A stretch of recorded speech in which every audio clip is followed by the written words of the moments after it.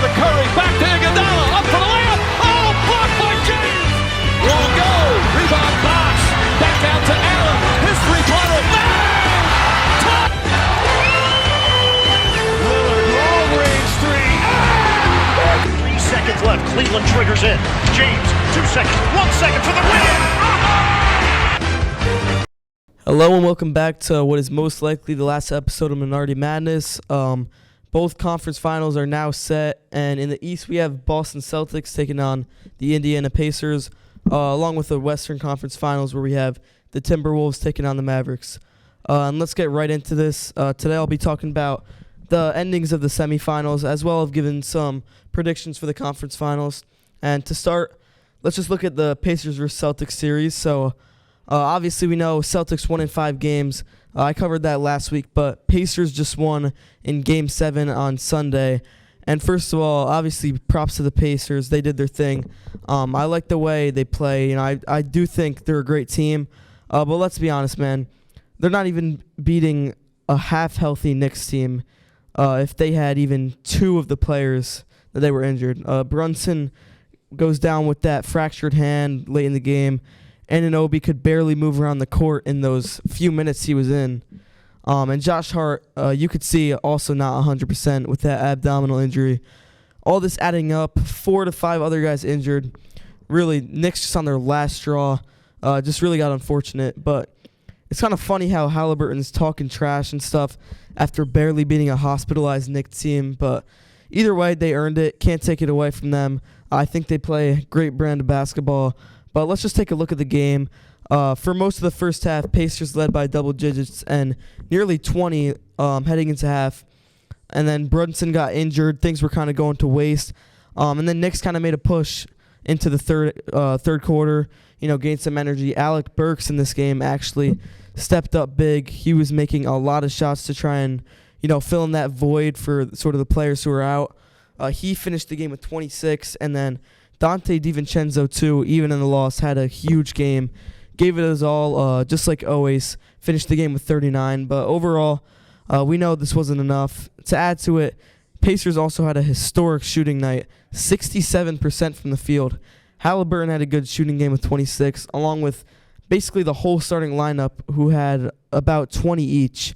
They were shooting lights out in this game. But yeah, Pacers take it in 7. They're not going to be taking on the Boston Celtics in the conference finals. And for them in this series, I think it's good for them and that, they're really building something special and a good future. But I don't think that there's a way they're going to take this series. I'm going to take the Celtics in 5 or 6. For the Knicks, honestly, just kind of disappointing and upsetting.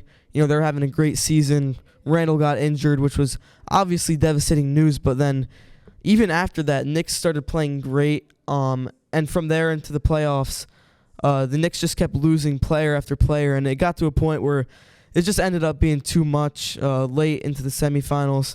And so definitely just upsetting for fans. The Knicks really looked great throughout the season, and it kind of got ruined by injuries, but at least they now have what looks pretty promising for years to come. This group of guys they have really that they have right now is really just a special group of guys. Got a lot of heart when healthy, and they're a great team, but unfortunately it just didn't work out the way things played out this year.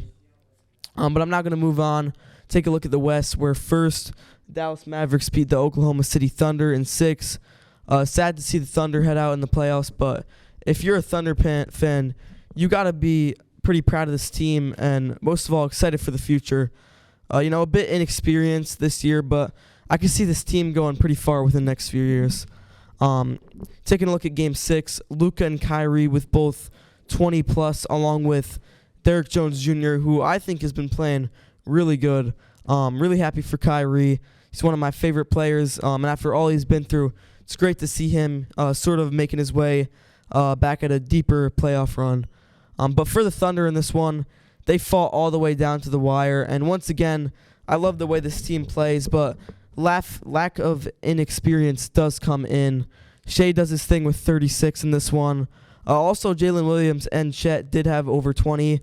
Last week I said the Thunder were going to need more from them to win, and we did see that, but down to the last second once again, just didn't end up being enough. And game actually ended on that controversial foul call. PJ Washington ended it with those 2 free throws.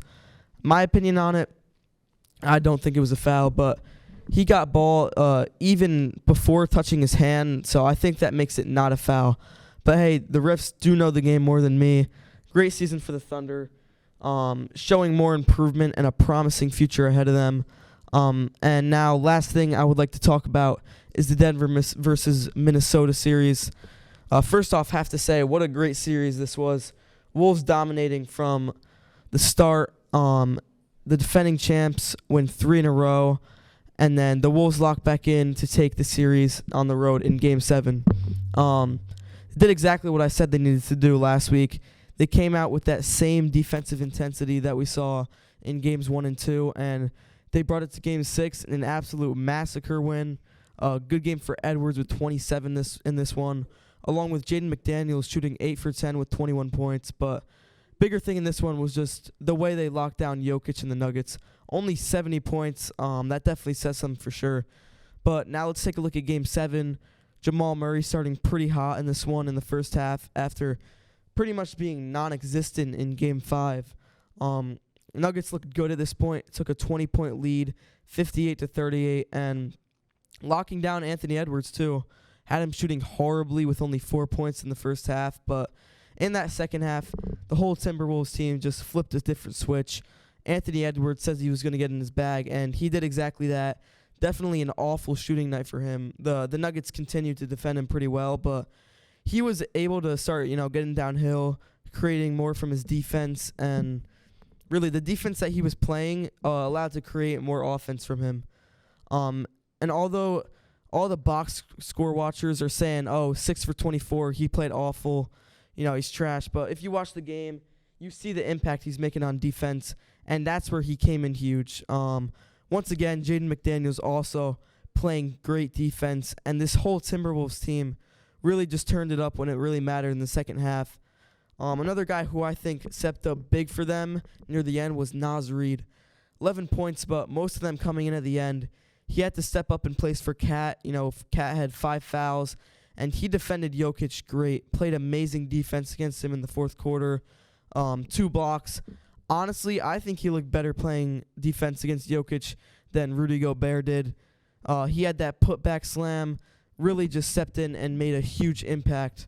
And speaking about Cat, he played pretty good too, hitting shots when his team was down a lot, keeping them in the game, and finishing with 23 points. And then one more player who I think for the Wolves is really just underrated. A lot of people are sleeping on this guy, is Mike Conley. Mike Conley really just brings that veteran presence, and that's what the Timberwolves need in the playoffs to keep it moving. And I think Mike Conley's also just been playing great. He's been hitting shots when it mattered. But once again, though, amazing defense from the Timberwolves. That same type of intensity from Games 1 and 2 was brought into Game 7, and that's exactly what they needed. Great way to close out this game and series. And now for my prediction, I like the Wolves in 6 or 7 games. Honestly, I like the Mavs' chance of winning this series as well, but I'm going to go with the Wolves. Currently, Celtics are up 1-0 in their series, and Mavs are up 1-0, but I'm not going to speak on that. Still a lot of series left to play.